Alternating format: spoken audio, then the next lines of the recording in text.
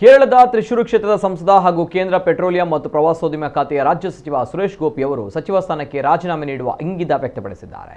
ಇದಕ್ಕೆ ಅವರು ನೀಡುತ್ತಾ ಇರುವಂತಹ ಕಾರಣ ಸಚಿವ ಸ್ಥಾನದಿಂದ ಸಿನಿಮಾದಲ್ಲಿ ನಟಿಸಲು ಗಮನ ಕೊಡಲು ಸಾಧ್ಯವಾಗದಿರುವುದು ಹಾಗೂ ಇದರಿಂದ ಆದಾಯಕ್ಕೆ ಸಮಸ್ಯೆ ಆಗ್ತಾ ಇರುವುದು. ಇತ್ತೀಚೆಗೆ ರಾಜ್ಯಸಭಾ ಸದಸ್ಯರಾಗಿ ನಾಮನಿರ್ದೇಶನಗೊಂಡ ಆರ್ಎಸ್ಎಸ್ ನಾಯಕ ಸದಾನಂದ ಮಾಸ್ಟರ್ ಅವರಿಗೆ ಕಣ್ಣೂರಿನಲ್ಲಿ ಭಾನುವಾರ ಏರ್ಪಡಿಸಿದ್ದ ಸನ್ಮಾನ ಕಾರ್ಯಕ್ರಮದಲ್ಲಿ ಅವರು ಮಾತನಾಡುತ್ತಾ ಸಚಿವ ಸ್ಥಾನದಿಂದಾಗಿ ಸಿನಿಮಾಗಳಲ್ಲಿ ನಟಿಸಲಾಗ್ತಾ ಇಲ್ಲ, ಇದರಿಂದ ಆದಾಯಕ್ಕೆ ಸಮಸ್ಯೆ ಆಗ್ತಾ ಇದೆ. ಸದಾನಂದ ಮಾಸ್ಟರ್ ಅವರನ್ನ ರಾಜ್ಯಸಭೆಗೆ ನಾಮನಿರ್ದೇಶನ ಮಾಡಿದ್ರಿಂದ ಕಣ್ಣೂರಿನ ಸಿಪಿಎಂ ನಾಯಕರಲ್ಲಿ ಭಯ ಉಂಟಾಗಿದೆ. ಜಿಲ್ಲೆಯಲ್ಲಿ ಬಿಜೆಪಿಯ ಶಾಸಕರು ಹಾಗೂ ಸಂಸದರು ಹೆಚ್ಚಿನ ಸಂಖ್ಯೆಯಲ್ಲಿ ಆಯ್ಕೆಯಾಗಲಿದ್ದಾರೆ ಎಂದು ಅವರು ಭಯಭೀತರಾಗಲಿದ್ದಾರೆ ಎಂದು ಹೇಳಿದರು.